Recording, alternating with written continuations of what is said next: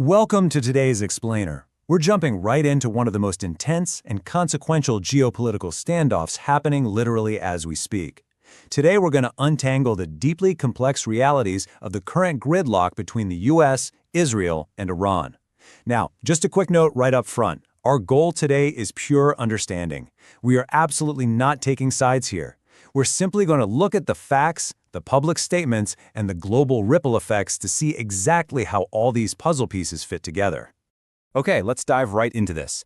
Here's our roadmap for today. We're going to look at the peace proposal standstill, the competing terms for peace, the standoff at the Strait, the broadening regional tensions, and finally, the global economic fallout. So part 1, the peace proposal standstill. To really grasp this gridlock, let's look at the timeline, because things shifted incredibly fast. Back on February 28th, the US and Israel began massive airstrikes on Iran. Fast forward a bit to last month, then we actually saw a fragile ceasefire go into effect to allow for talks. But today, well, despite that ceasefire mostly holding, those negotiated peace proposals have pretty much completely stalled out. A big reason for this roadblock? It comes right from the top.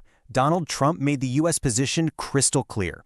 In response to Tehran's recent proposal, he posted, "I have just read the response from Iran's so-called representatives. I don't like it. Totally unacceptable." So even though he's been saying the war will be over quickly, this shows an incredibly rigid stance on the actual terms being discussed. And looking at the other side, the rhetoric is just as uncompromising. Iranian President Masoud Pezeshkian recently stated, "We will never bow our heads before the enemy. And if talk of dialogue or negotiation arises, it does not mean surrender or retreat." When you put these two statements side by side, you can instantly see the friction. It's the perfect recipe for the diplomatic standstill we're sitting in right now. Moving on to part 2, competing terms for peace. Now, what's really interesting about this is the stark contrast in what both sides actually want. The U.S. is demanding a suspension of Iranian nuclear enrichment in exchange for lifting sanctions. And, crucially, they want free transit restored through the Strait of Hormuz. On the flip side, Iran's proposal, which actually came through Pakistan as a mediator, wants an immediate end to the war on all fronts, a halt to the U.S. naval blockade of their ports, compensation for damages, and absolute sovereignty over the strait. They are literally colliding head-on. We also can't forget Israel's firm red lines in all this. In a recent interview, Prime Minister Benjamin Netanyahu made it completely clear that before this war is considered over, Iran's enriched uranium stockpile has to go. He stated, "There's still enrichment sites that have to be dismantled." So the stakes are incredibly high across the board, making mutual agreement feel almost impossible. All right, Section 3, the standoff at the Strait. Normally, a whopping 20% of the entire world's oil and liquefied natural gas passes through this one super narrow waterway. That's a full fifth of the global energy supply just flowing through there. To put that into perspective, it's exactly why this single choke point is causing such worldwide panic. When the strait gets squeezed, the entire global economy feels it. Right now, both sides are basically using the geography here as a giant pressure valve. The US is enforcing a naval blockade on Iranian ports, trying to squeeze Tehran economically to force them into an agreement. And in retaliation, Iran has effectively shut down the Strait of Hormuz. They've just blocked the waterway entirely. It's an incredibly high-stakes standoff on the water, and honestly, neither side is blinking. Let's move to Section 4 and see how this builds. Broadening regional tensions. This tension isn't just staying put. It's spilling right over the borders and drawing in neighboring Arab allies of the U.S. Just look at these recent incidents. A bulk carrier got hit by an unknown projectile 43 kilometers off the coast of Doha, Qatar. Plus, Kuwait had to intercept drones in its own airspace. And literally hours later, UAE air defenses shot down 2 drones coming from Iran. This is a clear, massive escalation drawing the broader Gulf region into the mix. So how is the West responding? They're organizing and fast. Step 1. The British Royal Navy announced it's deploying a warship straight to the Middle East. Step 2.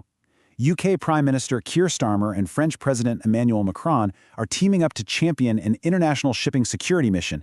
And step 3, you've got over 40 defense ministers meeting up to figure out exactly how to police this maritime traffic once hostilities cease. But Iran is absolutely pushing back on this outside involvement. Iranian military spokesman Mohammad Akraminiya warned that vessels passing through the strait would face, quote, severe consequences if they don't cooperate with Tehran first. They've also threatened a decisive and immediate response to any French or British deployments down there. They are laying down the law. They do not want foreign coalitions taking control of the waterway. Finally, Section 5, the global economic fallout. So the crucial point is that this high-level political chess match, it hits everyday life hard. Global oil prices have jumped because of the transit halt, sure, but we're also seeing a massive, bizarre spike in global saffron prices tied directly to the conflict. Even crazier, London's air ambulances are reporting being hit hard by these rising fuel costs.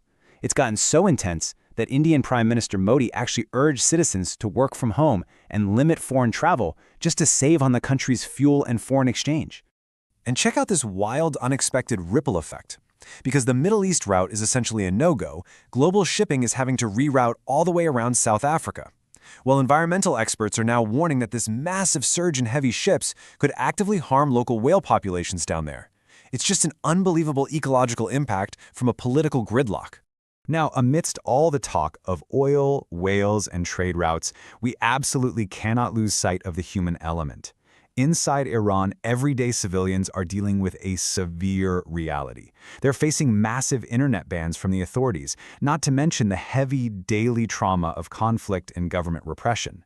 It's a very sobering reminder of the lived reality happening right beneath all these high-level negotiations. And as these shockwaves keep rolling, decades-old financial structures are being completely reevaluated. Take a look at this number, $3.8 billion. That is the annual military support the U.S. provides to Israel. But in his recent interview, Netanyahu said he actually wants to draw that down to zero. He's proposing weaning Israel off this U.S. aid entirely over the next decade. Talk about a fascinating shift in dynamics between historic allies right in the middle of a massive crisis. Which brings us right back to the sheer fragility of this April ceasefire. Donald Trump posted a really stark warning about what happens if a deal isn't reached, saying the bombing starts, and it will be, sadly, at a much higher level and intensity than it was before. The window for diplomacy is closing, and the pressure is literally off the charts. So I'll leave you with this. What will it actually take to break this diplomatic gridlock before massive military escalation returns? With these rigid demands, the crazy economic fallout, and militaries mobilizing everywhere, the path forward is anything but clear. Thank you so much for joining me today to untangle this explainer. Keep that question in mind as you watch the news this week, because the answer is truly going to shape the globe. Keep learning, keep questioning, and I'll see you on the next explainer.